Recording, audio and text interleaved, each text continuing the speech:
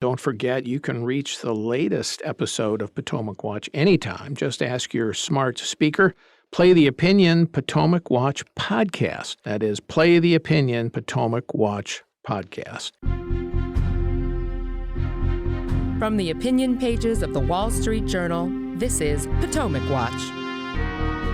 Welcome back. I'm Paul Gigot with Kim Strassel and Kate Batchelder-Odell, and we're talking about the budget numbers and their implications for our political debates and the federal fiscal position. And a couple of things just to elaborate on points that were touched on in the last segment. On the defense budget, we have this historic low, as Kim mentioned, of 3% of GDP. This has only been reached twice, and I think the chance that this is going to stay there is highly suspect because of the various national strategic challenges we face. Ukraine, there's a hot war, and we're sending tens of billions of dollars over there to help Ukraine. I think correctly, but that's money. China is a threat, increasing challenge. We have to meet that with greater spending.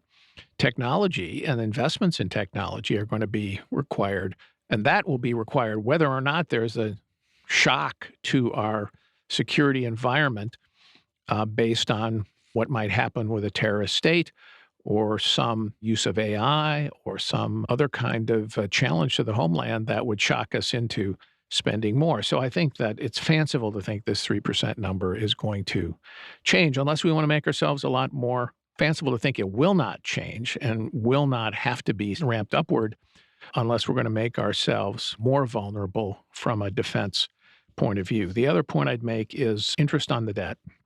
It is going to go up, as Kate mentioned, and it's going to continue to chew up even greater shares of the national economy. And the interest rate assumptions that the Congressional Budget Office makes are quite optimistic going forward. I don't think they're going to be as low as they suspect, Kim. Right. And just to put a number on that, the estimate that they have is that interest is going to consume 3.6% of GDP in a decade. So just think about that for a second. We were just talking about those defense numbers. We're going to be paying more on interest than we are putting into our national defense, which is just stunning.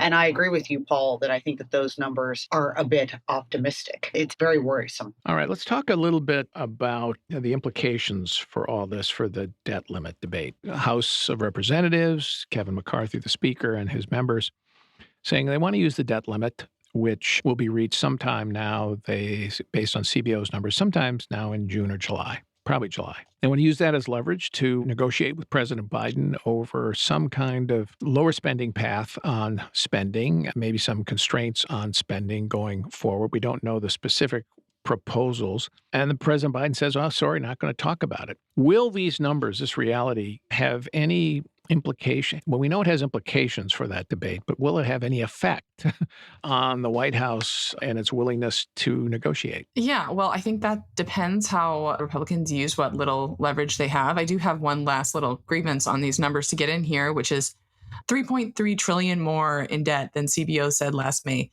That is twice what the GOP tax reform in 2017, more than twice what it was expected to cost, and was howled down as just irresponsible, even though some of that money just required modestly higher growth to recoup to the Treasury.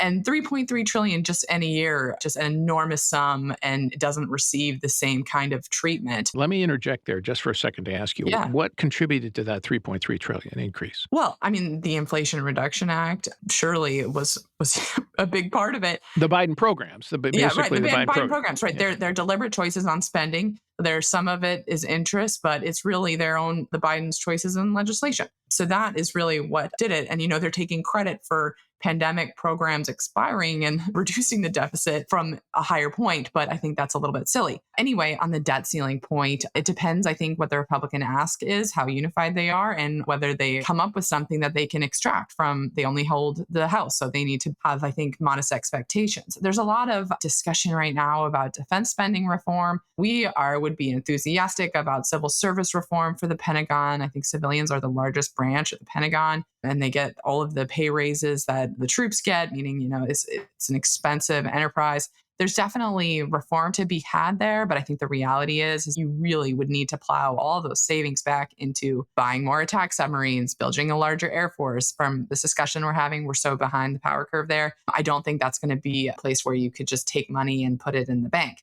I do think, though, there is an opportunity for Republicans to suggest some modest, maybe rescissions of COVID funds, maybe some looking under the hood on discrete programs, on, the public schools, that money been going out the door, Head Start. I mean, there's a lot of programs where they could start to try to enforce some discipline, but they need to have a strategy and an ask. And so far, I'm not seeing much of that. Well, you don't have to actually cut spending, though cut is the word that Democrats like to use to raise alarm about supposed hardship, even after these huge increases. One thing you have to do, leaving aside Social Security and Medicare, is slow the rate of growth.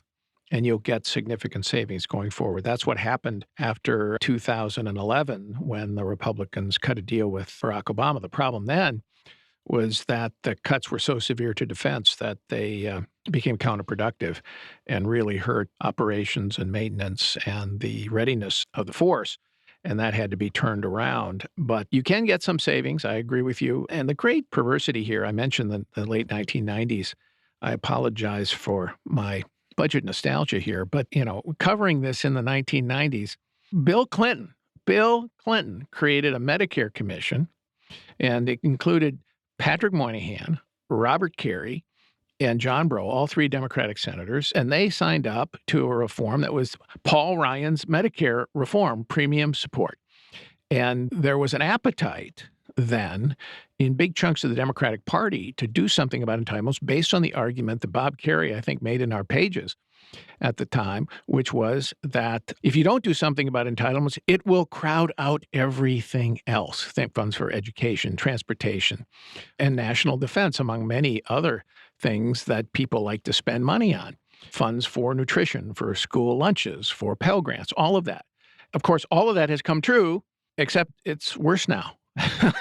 One other thing here, Paul, which I just think the need for Republicans to really focus on spending restraint is that in the past, when we have racked up deficits, et cetera, one of the things we have always looked to in order to save us, as it were, is higher economic growth, right? But the problem here right now is, A, the size of the hole that we have created. And so without some spending restraint, you're simply not going to dig out of that hole.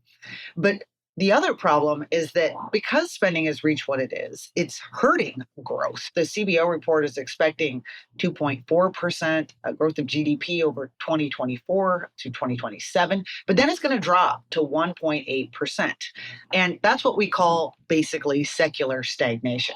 And the very alarming thing to me is that the Biden team is good with this. They're fine with this. That is the cost that they are willing to pay if they get their bigger entitlements and their bigger government. But what it kind of consigns the country to is this sort of dismal growth prospects going forward that are not going to be enough to fix this current spending mess that we have. It's vital that we start to impose some spending restraint, which, by the way, would also, on the other hand, the positive thing of potentially helping growth by reining back in that federal government, which is crowding out the private sector. All right. Thank you, Kim, and thank you, Kate. We'll leave it at there. Try not to depress you too much, but, it's the old Herb Stein line, economist, which says if something can't continue, it won't. And sooner or later, that is where we will be with all of this. The main question is, how much pain do we want to endure when that time ultimately comes if we don't do anything in advance? All right. Thank you to Kate and Kim. Thank you all for listening. We'll be back tomorrow with another edition of Potomac Watch.